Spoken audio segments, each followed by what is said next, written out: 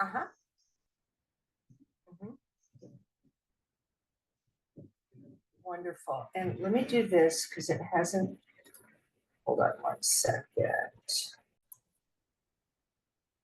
Good morning, everyone. My name is Judy Blake, and I am a program coordinator for Family to Family Network here in Houston, Texas. We have people joining us from all over the state. Very happy that you joined us today. We have another class today, which is part of a series. And today, our own executive director of Mary Jane Williams will be presenting today. Before we get started, I just wanted to introduce my other colleagues, Leslie Lawson. Some of you have emailed, chatted with Leslie. Leonella Castillo is also one of my colleagues, and Christina Zavala. Hello, everyone. Thank you. One of our longtime colleagues. So I want to introduce Mary Jane. She's going to be talking about transition and the IEP and creating a plan for the future. Mary Jane, would you like people to hold their questions, put them in the chat, or wait until the end, or they can interrupt you and raise their hand? Let's put them in the chat because I have a lot of slides to go through because I'm going to cover transition and graduation. And if I see them pop up, then and it seems relevant, I might just wait till the end to you got it. Answer questions. Okay, great. Thank you so much. I don't want people to lose thought, so please put them in the chat. Great. Thank you so much, Mary Jane. Okay, so again, I'm Mary Jane Williams. I have 2 adult children with disabilities, and there they are on the screen. So I've been through this process just like you all have. And it's really an opportunity for you to use a tool that you have at your in your IEP to make sure that your kids have a good life after high school. So anyway, we're going to start with a poll, and back. Sorry, I can't, my little thing here. I'm going to launch poll number 1. And the questions are, do you know what's in your transition plan? And yes, I'm ready for my child's future without me, and I'm using the transition to help him or her reach their goals. I think so. I think I know what's in the transition plan. I'm hoping it will help. And no, I have no clue.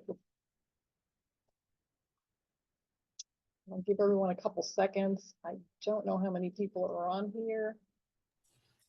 So we have 9 people on, okay. And just know that there's no wrong answer. Exactly. No wrong and we don't know whatsoever. We just want to help. Plus, it's good for us that we can see that you've learned something at the end. Yes, that is always the goal. Yes. Okay, well, welcome all the people that have no clue, because believe me, we were all there at one point. And the person that's, yes, I do, I'm so proud of you. That's great. So I'm going to end the poll right now. You know, as Judy says, there's no wrong answer. We're going to learn together. So let's move on to the first slides. You know, we're all thinking about what's going to happen when our kids graduate from high school. And, you know, we don't want them to end up on the living room couch. I didn't want that. I'm sure you don't. But we really need to prepare. And by failing to prepare, you are preparing to fail. So it's really important for you to really prepare and have a plan in place so that you have some ideas of where you're going or where your child is going. And why is this important? Well, you know, your loved one needs you to be all in. I know you're all busy, but it'd be best if you have a plan. You can take some small steps if you've got a plan. But I want you to think about your child's life if you don't take any action after today. This is an opportunity for you to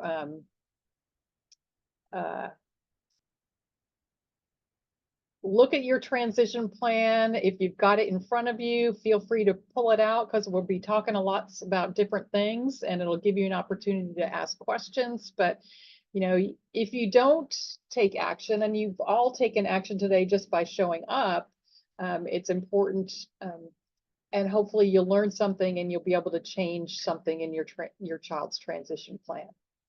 You know, here's one thing I learned is educators only see three things. They see further education and training, employment, and independent living. That's all they see.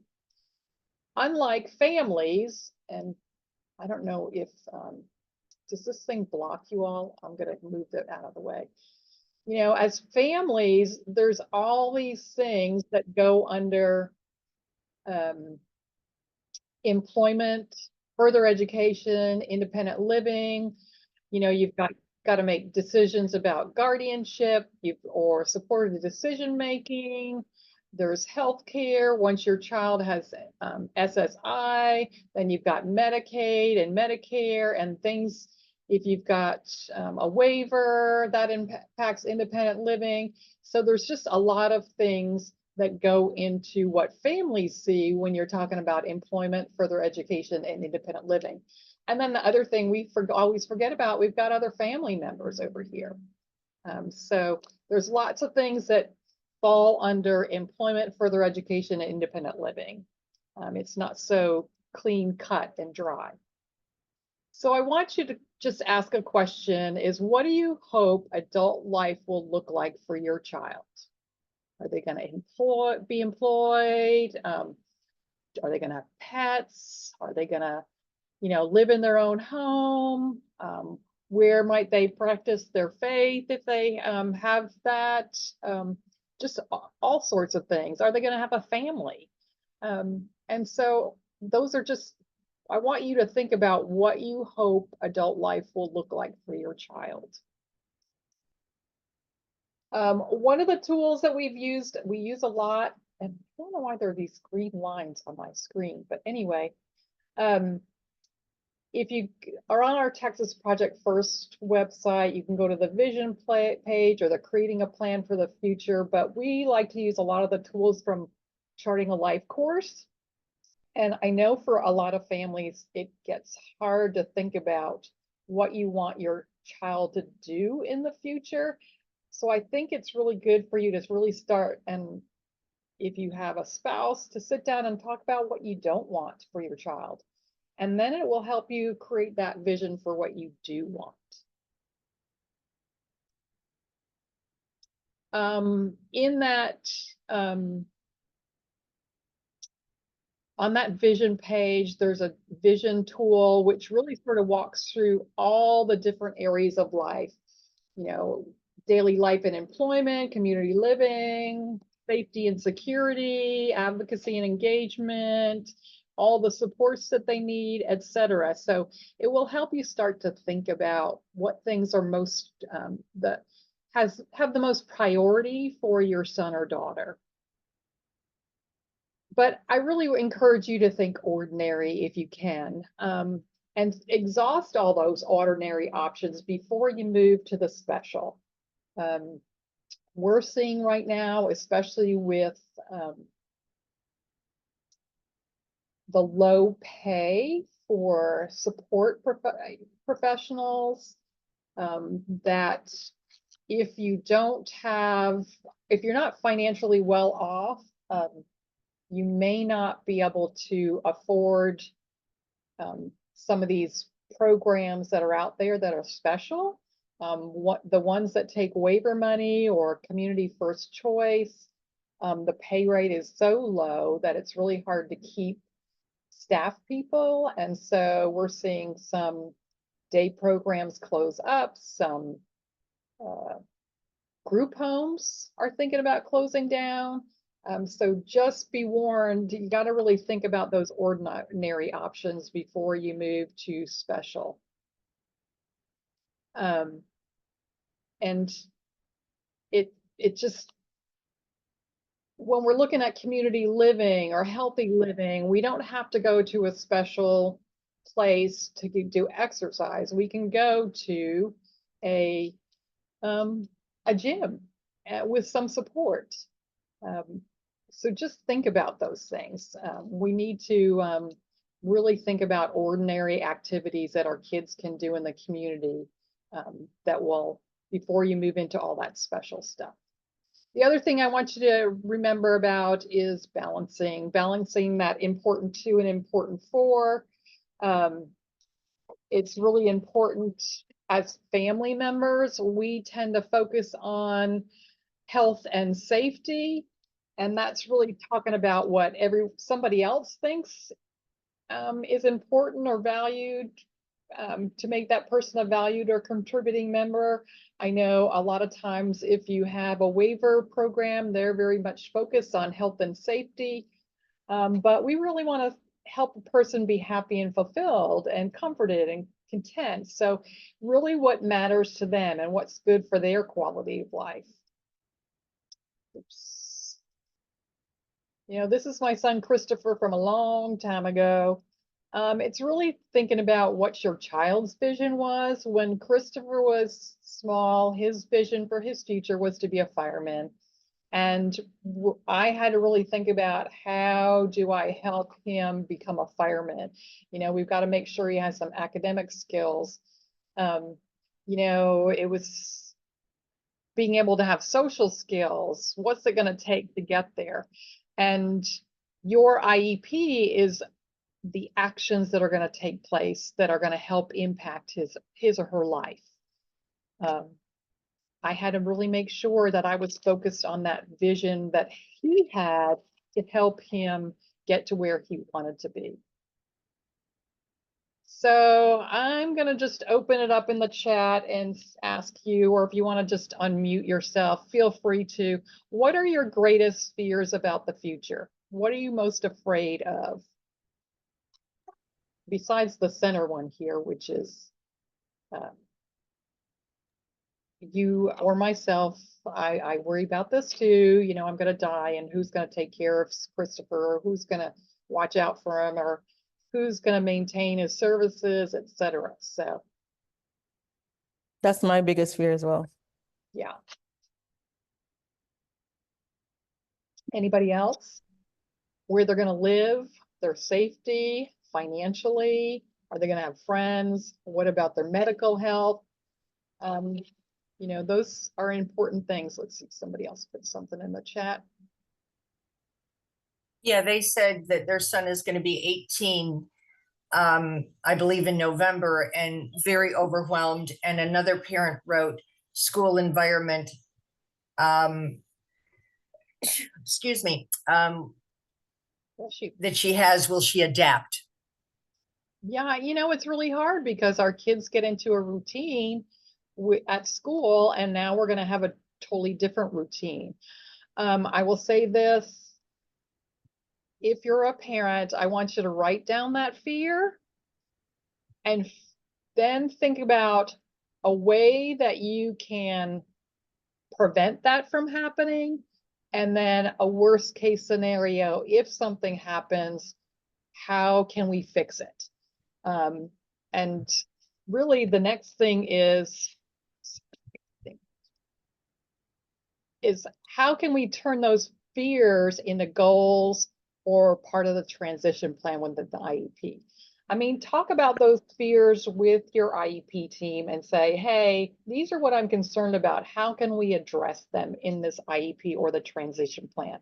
What does my son or daughter need to learn that we can use this time while they're at school to address some of your fears? And if you've gone through and written down your fear and ways that we can think about preventing that from happening, I know one of my fears is, you know, Christopher losing his benefits because he's working, and how do I fix that? One way for me to fix that is to make sure that his support staff and his sister know how to report income and fill out the request for reconsideration. Don't just throw the SSI letters in the trash, and make sure Christopher doesn't throw the letters in the trash because he doesn't know what they say. So, and then if worse comes to worse, there are ways to fix things. And I think sometimes that'll help you a little bit alleviate some of that fear.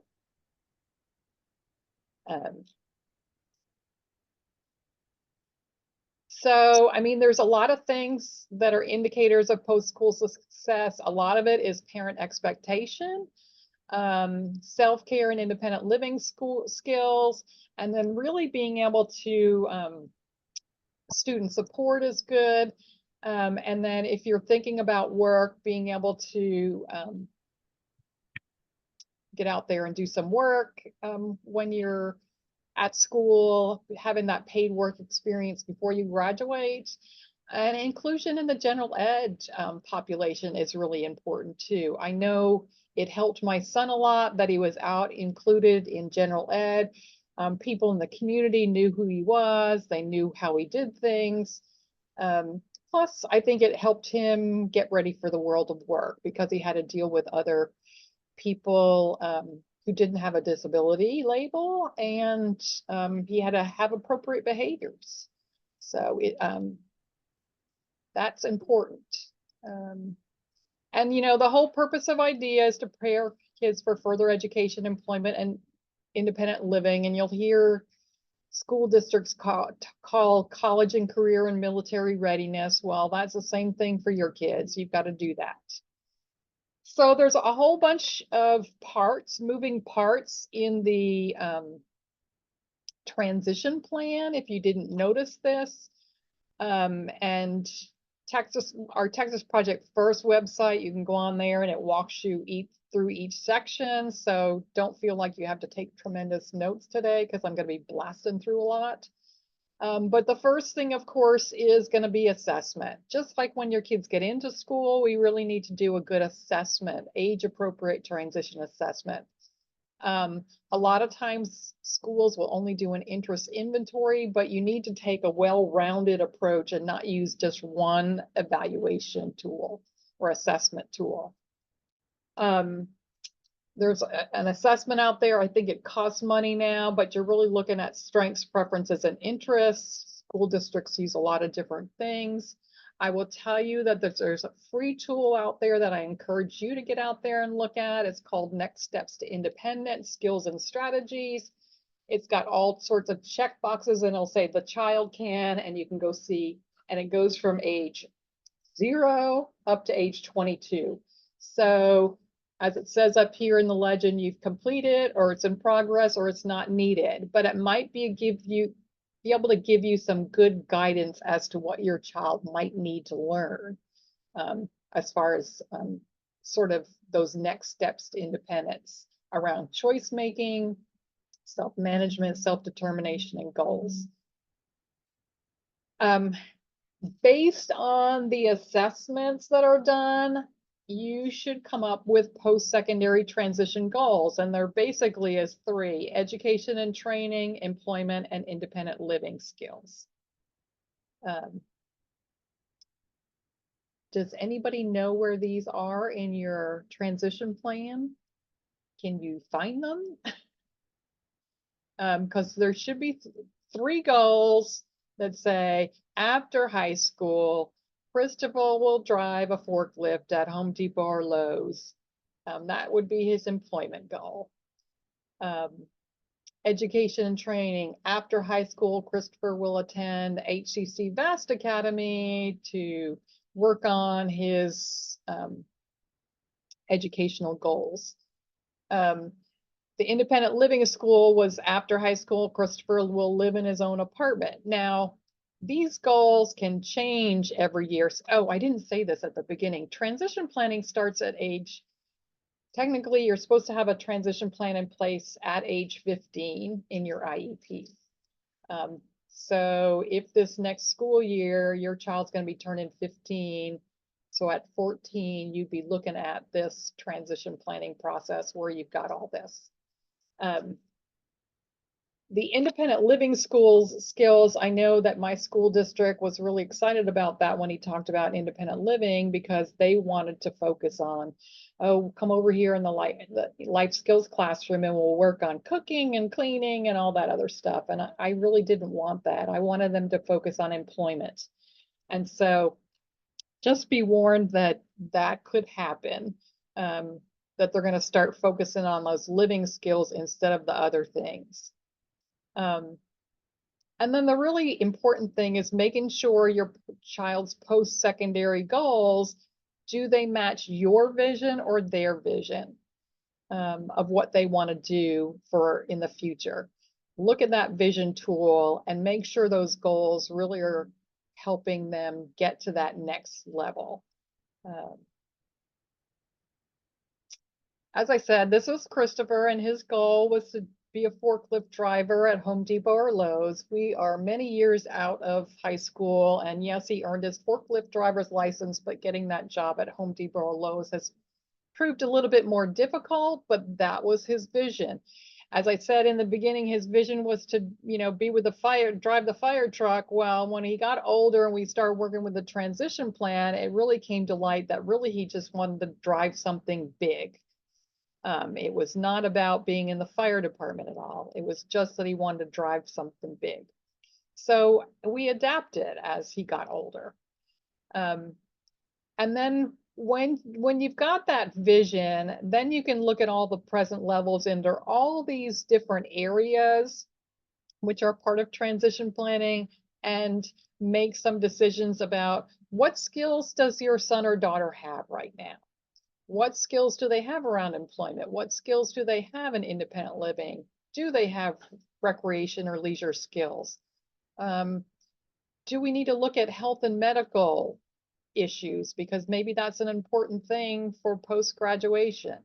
And what sort of self-determination and self-advocacy skills are there? So I said, we sort of looked at Christopher and his employment goal, and he's going to work at Home Depot or Lowe's, driving the forklift and stocking shelves. And so we looked at what things can he do right now. He learned how to write a resume. He can do chores at home without being asked. He volunteered at the library. He rides his bike to school. He gets to class on time. Those are present levels related to employment. We looked at what things he did at school too. He could work independently for 5 minutes a time before having to be reminded to get back to work. If he had a visual schedule, he can work independently for 20 minutes at a time. And then here's one around self-advocacy. He attends his IEP meetings, but he provides minimal input. Well, we might want to put some goals in place around that, because here's the present levels related to his employment information.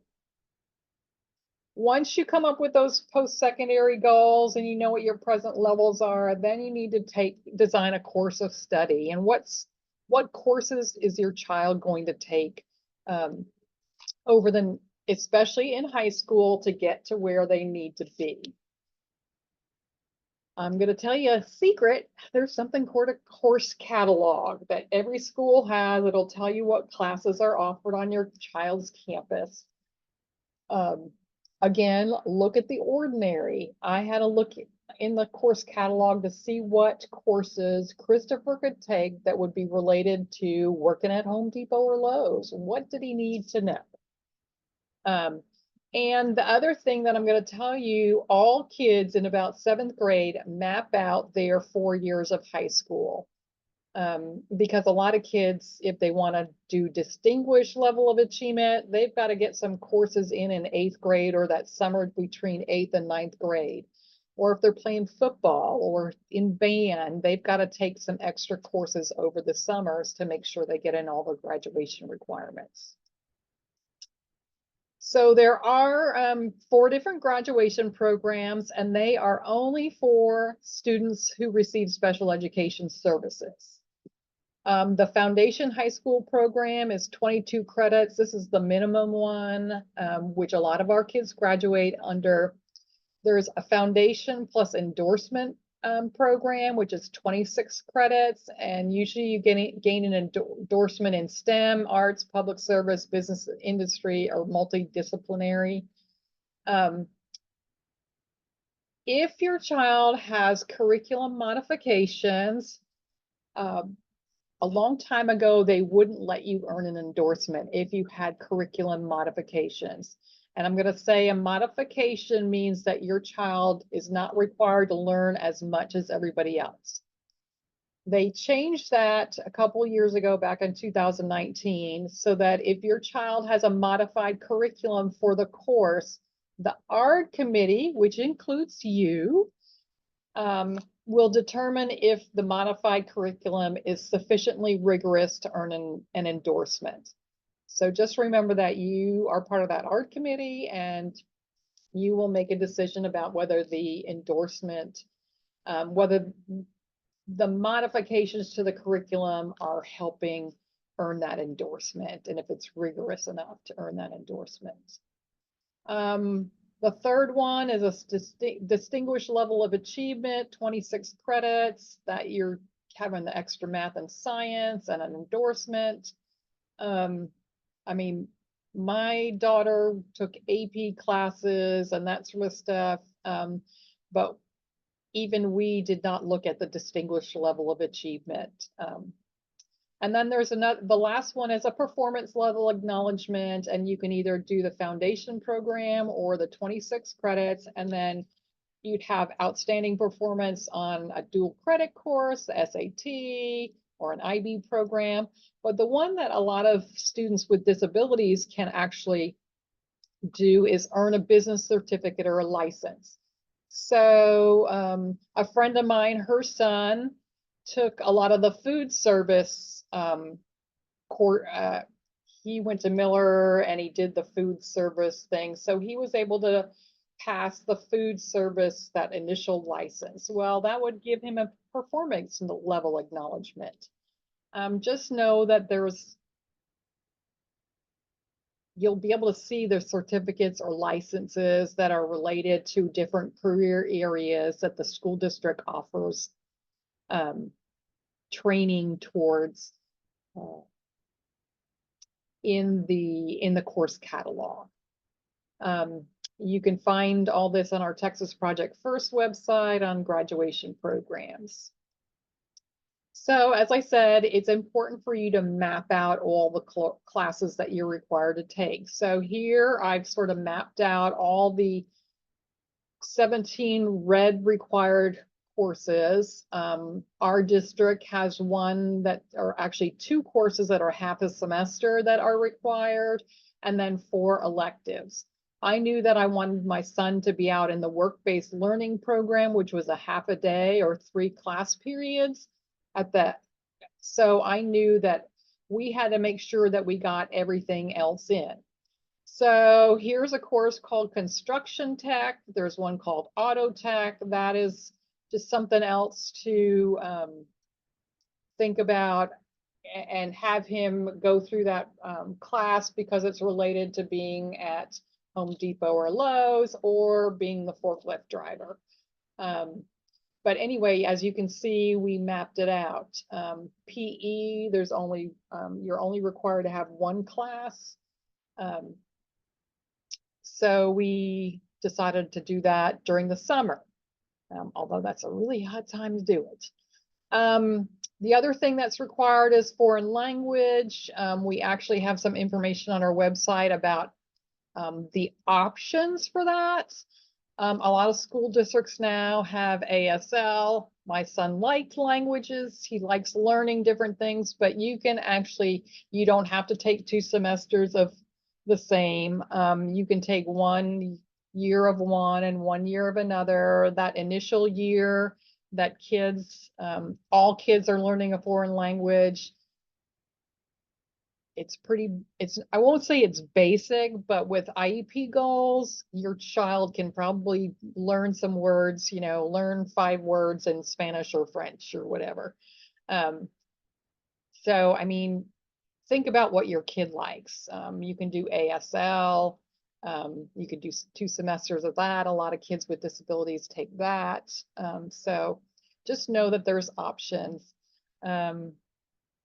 If your child cannot do any of those options, a foreign language, there are ways to opt out of that and replace it with some other items. And on our Texas Project First, you can find those, what those options are. Mary Jane, if I could just add under foreign language, so my son had a really difficult time with that. And fortunately, they had a Russian class that was more about learning about the country Yeah. and their culture and their customs rather than the language itself. And that was perfect for him. Yeah, well, and that's the whole point of when you're at the, get out there and talk to people and find out what they're actually doing in the classes. You can go look at the curriculum online, but that doesn't really tell you exactly what they're doing. So anyway, it's an option. And then, of course, you'll have annual IEP goals to help them reach those post-secondary goals around those same areas. So, you know, with Christopher, with guided practice and modeling, we were going to look at completing job applications, helping with different tones of voice because his tone of voice isn't very nice sometimes, and then look at job interview skills. I mean, those were just some around employment. Yours will be totally different based on who or what your child needs to learn. And then, you know, we need to look at all those other activities that we might need to do to learn to reach their goals. Again, looking at self-determination and self-advocacy, it's required now that the IEP team discuss this. So use that next steps to independence to figure out where your child is in the process. In that self-determination, where they are in their self-advocacy skills. But, you know, technically our kids should be able to lead their IEP meeting at a minimum, come in and introduce their teachers and who their teachers are, or say what they like about school or don't like about school or what they want to do. I know that's difficult for kids who may be nonverbal, but you can also use pictures and other ways to do those sorts of things. But you really want to prepare your kids to speak up for themselves, mostly because of a safety issues. You know, we all worry about adults with disabilities are highly likely to be sexually assaulted. So you want to make sure that they develop some sort of way to tell a trusted person if somebody has touched them in the wrong place. Think about those things if those are your fears. Address those fears while you have a chance that you can work on them with a team. Another thing that I wish I had worked on more, because now my son's an adult and we still have a problem with this, is touching other people. He doesn't do it to everybody, but teaching them to ask to touch somebody. It's really an important skill. Sorry, there's me telling you all the things I did wrong. You know, there's community services, which prepare them for, you know, community life, shopping, banking, transportation. Transportation is a big one. If you live in a place where Metro is, having the school help them learn how to use the bus system. Metro actually can come out and do a training for people. So it's just an option. There's also all those adult living skills that you do occasionally, voting, taxes, getting help with medical services, making appointments, that sort of thing. Work-related skills. There's 4 phases of work-based learning. I find schools don't do a lot around career exploration because sometimes our kids just don't know what they want to do. They do a lot on work-based learning, but maybe those are not the skills your kid needs to learn.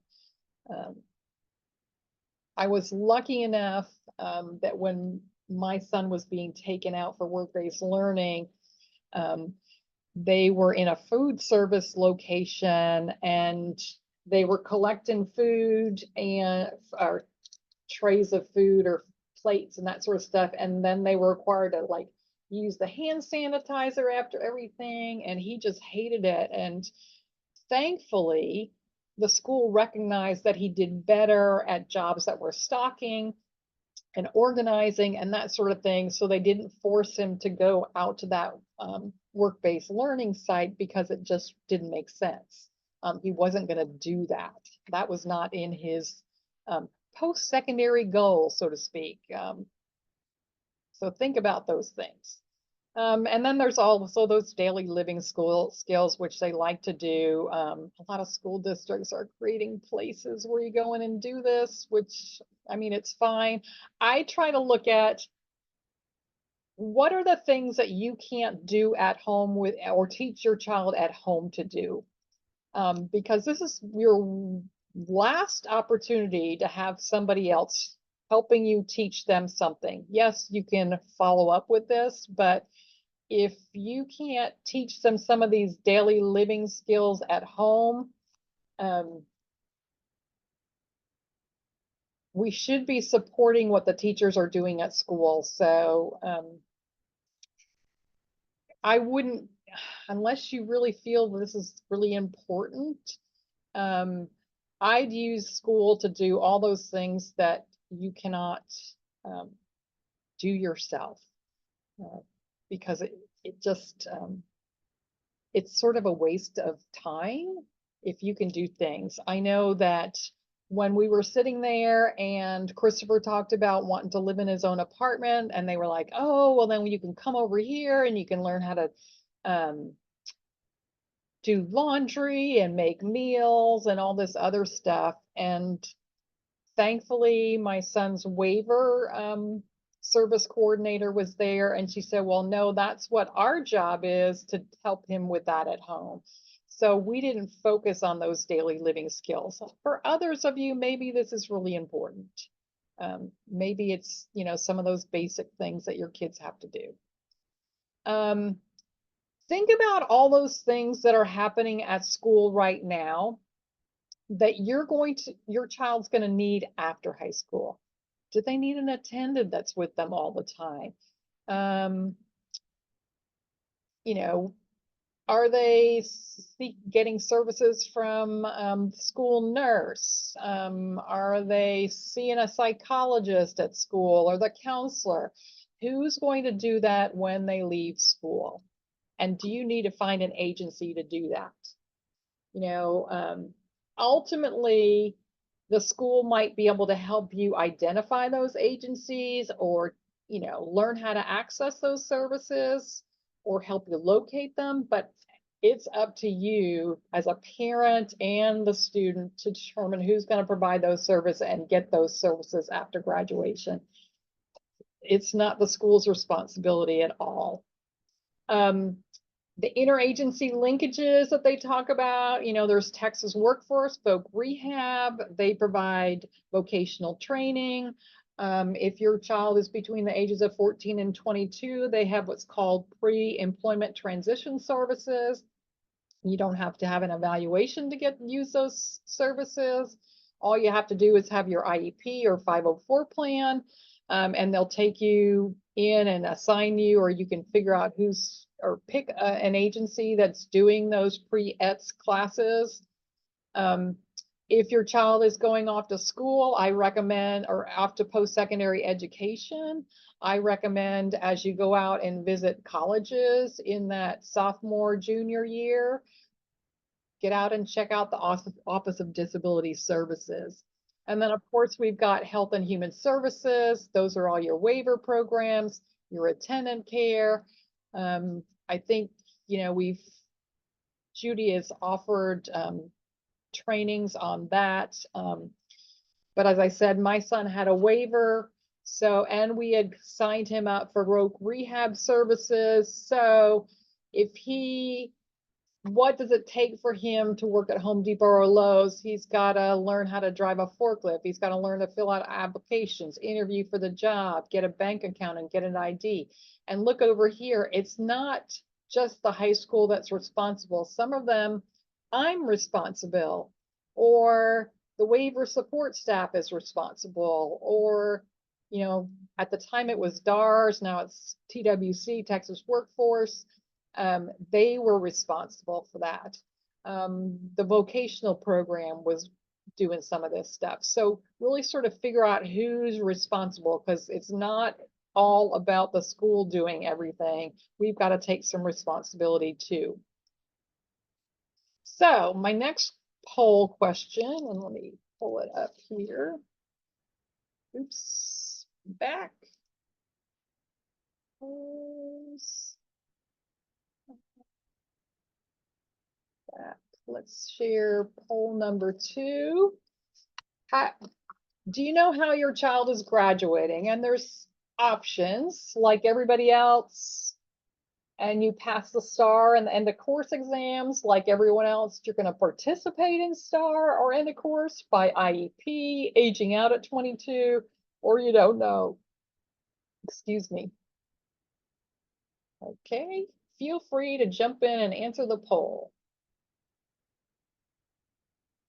Again, there is no right or wrong answer. I don't know is perfectly okay. Believe it or not, there is a spot in your IEP that they should be addressing this, at least in 11th grade, talking about graduation.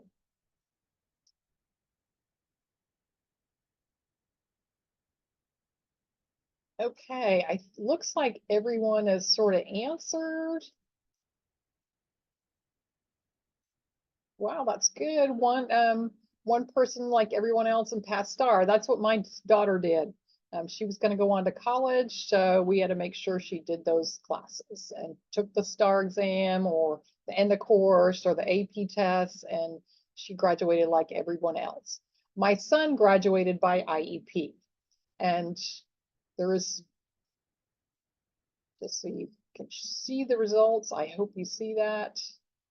Let's go down here. So again, I talk about there's 4 different options for kids with disabilities to graduate. And these are your options. Let's see here. The biggest thing I'm going to say, let me go back to this one first. The foundation program is at 22 credits, participate, and it's an art committee decision.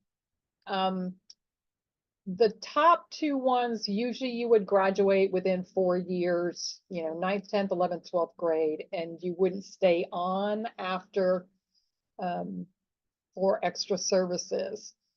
The bottom 2 here, you would usually, based on need, would make the decision about whether your child's graduating by IEP or aging out.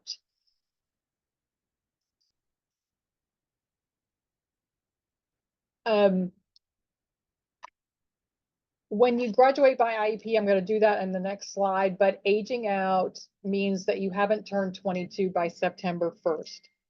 And it's really important as you think about this is, what does your child need to learn in those last years? Why are they coming back to school? What is the most important thing? Behavior, communication, employability skills. I've seen some school districts say to families, oh, your kid has all their credits and they're not going to be employed, so we're just going to graduate them now. And that's not an option. If your child still has needs, you're allowed to stay until they are not 22 by September 1st. So if your child turns 22 on September 2nd, you can go for another year. But you really have to be able to talk about what their needs are. What do they need to do? If they can't work, or they can't get a job, or they can't, then they have some needs. They may need some other services or need to work on some other skills so that they can go to a day program. They may need skills so that they can be out in the community. I find behavior and communication are 2 of the biggest things that you might want to be focusing on in that those next 3 years.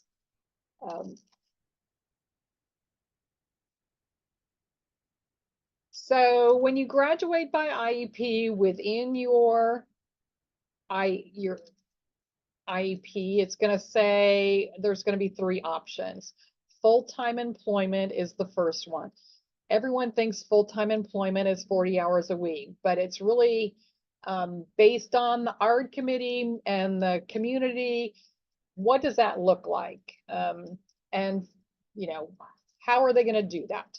So for my son, we talked about that my son, and the ARD committee agreed to this, he would be employed for 4 to 6 hours a week in a job that he enjoyed, in a paid job that he enjoyed. And that would signify graduation. So if we went and 1 extra year and we got to the end of that year and he wasn't employed yet, he'd come back for another year. The second option is employability or self-help skills that are no longer the responsibility of the school district. Define what that skill is. What is mastery? What does that look like? So you as an ARD committee, if this box is checked, you know what your child, what skill it is that they're going to say, okay, you can graduate now. And then the third option is access to services. Nobody seems to know what this is, but they check this box a lot. So ask, what does this mean? How will I know that my child is ready to graduate?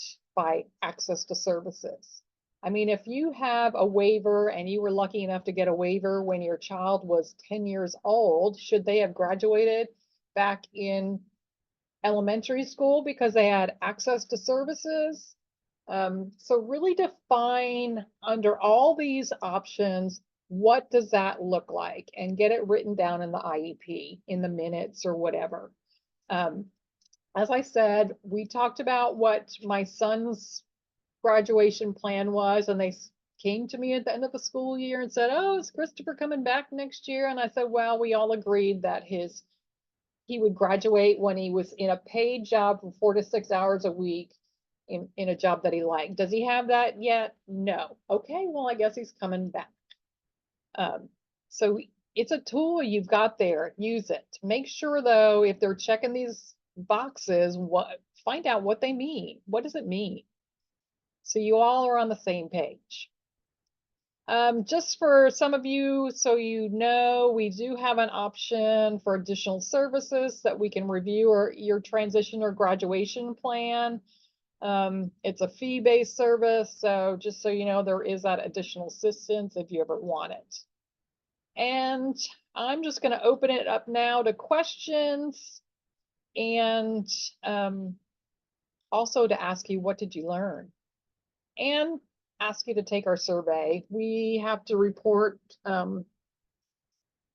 information to our funders to make sure that we've actually been doing our job. So the survey is very easy to do. It's a couple of 5 quick check boxes, and then what did you learn? So please take the opportunity to take the survey. And with that, Judy, I am going to open it up to questions because we've got about 8 minutes left. And I'm sorry I blasted through this, but no worries. No worries at all. Somebody had private messaged me and said, you said something pre-something, and I think it was about the time you said pre-ETS. And could you just explain? Pre-employment transition services, you'll hear people call it pre-ETS, pre-ETS. It's a program that Texas Workforce has for kids that are age 14 to 22, and it just does some job preparation skills, some self-advocacy skills, maybe looking at college prep. I mean, just depends on what your son or daughter needs. But Texas Workforce takes care of that. I had a couple of other questions. Oh, also to the person who is registered as iPhone, if you could please private message me your name so I can mark you as present and make sure you get future reminders from us. So the person who is iPhone, I need your name, please. Someone else asked, my child has significant disabilities, and this presentation was helpful, but they are not nearly at this level, is basically what they're saying. So, I mean, but then again, let's look at, okay, what skills do they need to live live independently or live in the community, communication skills? What is important for you as a family? What is your vision for them?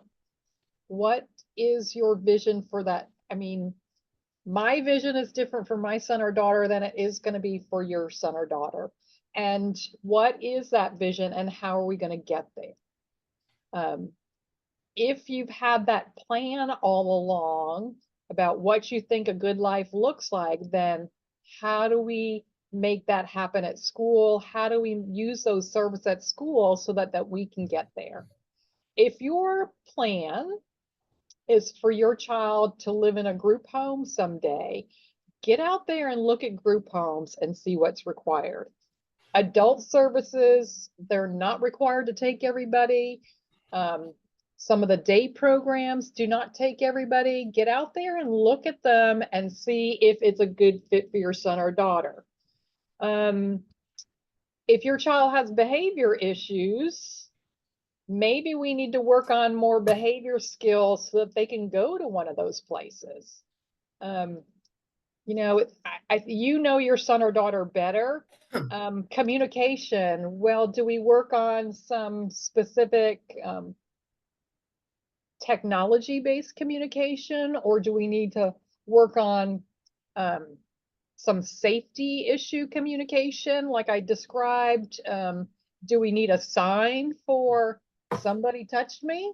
Let's, you know, maybe it's something you want to practice at home, but I mean, just being able to talk to your kids and guide them a little bit more and then give them some tools that will help them be a little bit more independent than where they are right now. Leslie, do you have any suggestions? I'm going to open it up to Leslie. No, that what you said is very important, especially the behavior. You need to get it taken care of before they turn 18 because there's not many options for behavior help after 18. And that's the thing that's going to keep your adult out of a good program. Like Mary Jane said, behavior, communication, and being independent in the bathroom. So if you don't have those three things, your kid could still go to a day program, but they're probably just going to be babysat. It's not going to be a really good program that helps them with learn job skills and be out in the community and, you know, have a real positive experience in the community. Yeah, and I'm thinking about something like that too. Now with a lot of day programs, they're taking people out in community. So if your child has a problem with running away, okay, maybe we need to work on that behavior skill at school. Like they'll stay with the group or whatever it is, something that will help them when they go to whatever adult program you choose. I mean, think about all those things. I mean, I talked to a family recently and their child was in a wheelchair and she was nonverbal and mom was very concerned about her going somewhere. So we've got to teach her daughter some things to protect herself. And most of that is being able to tell a lot, you know, you as a parent, oh, something's happened to me today, and giving them that tool. I know that's terrible to say and nobody wants to talk about that, but that is the reality. I mean, we see abuse and neglect at school. We know it happens out in day programs everywhere. So let's give our kids some tools to communicate that there's a problem, that something's wrong. Thank you both. I have both a comment and a question. Thank you, Blanca. My son is 8 years old. Much of this information is going to be really helpful. I love to learn that your son is working in Home Depot. Not yet. Oh, not yet, but that's the goal. We're working on it. Go ahead. Blanca, that's so important. I'm glad that you're here and your son is so young, because if you have that vision, you can keep going there. I think it's really important as parents that we believe in our hearts that our kids are going to do things. because sometimes it's easy to get beat down and think just about that disability label that's been placed on their head, and trying to work towards that goal. You've got an IEP for many years now, and now is your opportunity to use that IEP for the next 10 to 12 years, and make sure he can get to where he wants to be. I have a question. Just my school said that they're gonna provide to my son a high school diploma. For those options that you made, that is a high school diploma. It doesn't matter how many credits. Texas has a diploma. The diploma is the same for everybody. It's just a piece of paper. On your diploma, it should say what they earned, but actually it's the transcript that tells you what classes they've taken and what they've really earned. And sometimes schools are, I mean, if they're going to give you the diploma, that means they're exiting them and you're not coming back. Yes, that's what I thought. Yes, Yeah. but with that diploma, he will be able to have to get a job, right? Well, not necessarily. The diploma doesn't mean anything. It just means they graduated from high school. The transcript will tell you what classes they've taken. That'll help them with post-secondary ed, but just having a diploma is not going to help you get a job.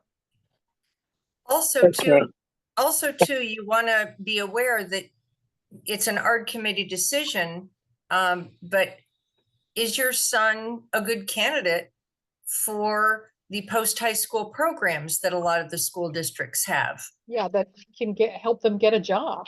that the majority of them have? Yeah, the 18 plus program is what she's talking about. Like, for example, my son, he was in high school and then he technically could have graduated, but there were a few more classes that I thought would help him. So he took those classes and then he went to another high school in the district where they had the post-high school program. And that's where they did those kind of like a mini internship, if you will, at different places and got that work-based learning experience. So that's something that you want to check into as well as to what post-high school program your school district has. And we're happy to help you with that if you want to reach out to us. I had another. That's where it's your child wouldn't be graduating, they'd be coming back for more services. Right. And if your child graduates by IEP and they're not 22 by September 1st, you have the right to bring your kid back if you're having difficulties. They don't like that, but technically if you're graduate by IEP, they're supposed to do an evaluation for you. Not just do the read form that tells you everything and a summary of performance. I mean, there's a whole bunch involved in actual graduation. We could do a whole session on graduation, but yeah, if you're graduating by IEP, they have to do an evaluation to say you're ready to go on to the next thing. Okay, that's what I thought. Yes, because my son is not passing the STAR test, so there's no way that you can graduate a student that doesn't pass the STAR test. No. Okay, thank you so much for that. Yeah. Thank you so much. Another parent messaged me. My son is 5 years old. He is on the autism spectrum and has developmental delays as well as being born prematurely. He was in the preschool program for children with disabilities for a while. It was not going well at all. The child was then enrolled in ABA therapy and doing well. They want to graduate him next year to start school in August of 2025. Mom does not know what is next. Does he go back into a special education class? Is it first grade? Another type of school for autism. He has a lot of challenging behaviors and he elopes any chance he can get. So what's the ABA program doing around elopement? That'd be my big thing, because that's sort of a dangerous situation, even if they go back into a public school, because we've seen about kids who elope. But you would have to go through an evaluation process with your school district. And then you might want to review some of our YouTube videos about the special ed process and getting those services, but you'd have to put in a written request for an evaluation about, if they're talking about August 2025, then I would put one in about February or March of 2025 to get that evaluation completed so that you can do an IEP and get everything organized before you start in August of 2025. Also, too, we have some classes that I'm sure we will be repeating. And one is on the basics of special education, Yeah, top tips for successful arts, and what to do if you disagree. And if for some reason the timing doesn't work out for you, we can always send you the links. We just ask that you complete the survey. So we can always do that as well, since you're in ABA and kind of gotten out of the school environment. But yeah, we can help with that as well. But definitely, like Mary Jane said, start that process in February, because it can take that long until he starts in August. and the other thing to do also, as over this next, I guess, 6 months or so, start getting the ABA program to document what skills he does have and what he still needs to work on. I mean, they're going to graduate him from the ABA program, but I'm not going to say anything. Yeah, I wouldn't get a lot of that documented, and what they're doing and what works and what doesn't work, so that you have that when you start public school. I mean, it's always good. I mean, we moved a lot, so I always had the teacher from the prior school put, a nice list together that we attached to our IEP when we transitioned, about what they were working on, what worked and what didn't work. And I would think that an ABA center should be able to provide you with some of that information as well. Yes, they have And- tools. They have tools to track all that. Yeah, they should. They should. And, you want them to test them to see, where they're at. You can't create any goals or have a plan for your child until they are tested. Well, So and that's what I that's said about you're going to have to request that initial evaluation. from the school exactly, district. But I would do exactly, it in February or March of 2025. Don't wait until June, because it will not happen. exactly. And the Yeah. Texas Project website can guide you on that. I do want to be respectful of everyone's time. Yeah. If you need to jump off, this was great information. Many, many thanks to Mary Jane. Please complete the survey. These trainings are offered to you at no charge because we get grant funders. The grant funders like to see data, just like parents like to see data regarding their child. And the more information you give us, the more we learn, the more we grow, and hopefully the more funding we get. If you are able to make a donation through this training, please go to our website. Every dollar truly makes a difference. Thank you so much for Judy, joining us. Yes, Judy, ma'am. Also, if anybody has any questions on this, or any on the process to get in the public school or transition or whatever, please call us, because we can point you in Yes. the right direction and give Yep. you individualized information. Yeah, that would be great. Thank you so much, Leslie. So I wish you all a great day. Leslie, Christina, and Leonella, and Mary Jane, if you could stay on for just a moment. Thank you all. Have a great day. Bye. Thank you.